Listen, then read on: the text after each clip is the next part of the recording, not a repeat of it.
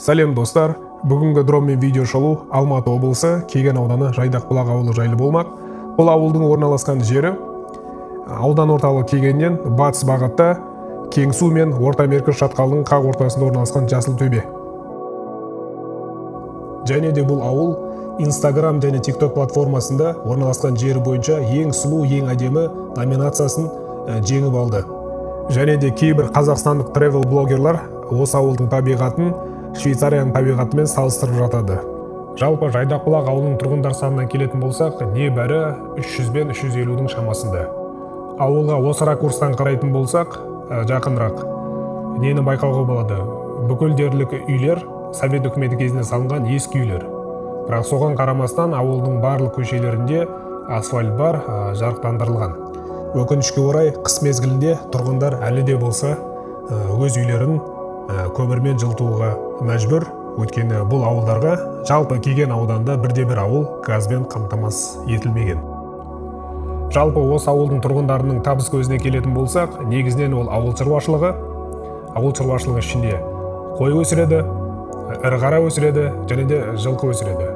Егін шаруашылығына келетін болсақ, негізінен бұл ауылда әрбір тұрғын өзінің огородында картошка егеді. Негізгі табыс осы болып табылады.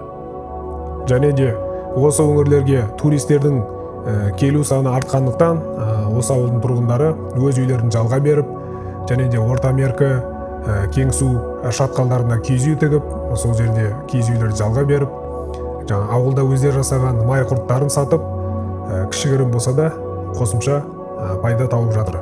Жалпы осы өңірлерге туристердің жиі келу себебі ол әрине табиғаты, екіншіден ол жолдың сапасы. Өйткені жолдың сапасы Алматы қаласынан келетін болсаңыз, толықтай асфальт деуге болады. Екі бағыт арқылы келуге болады бұл өңірлерге.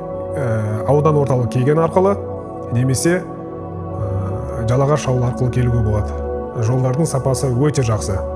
Жалпы осы өңірлерде экотуризмнің дамуына байланысты, осы өңірлерден кезінде көшіп кеткен тұрғындар Алматы қаласына және басқа да қалалардан қайта көшіп келуде.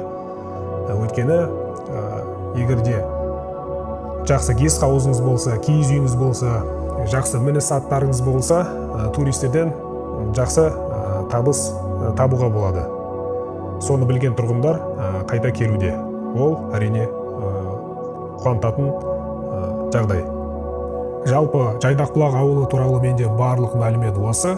Егерде сіздерде басқа қызықты мәліметтер болатын болса, комментарийда бөлісулеріңізді сұраймын.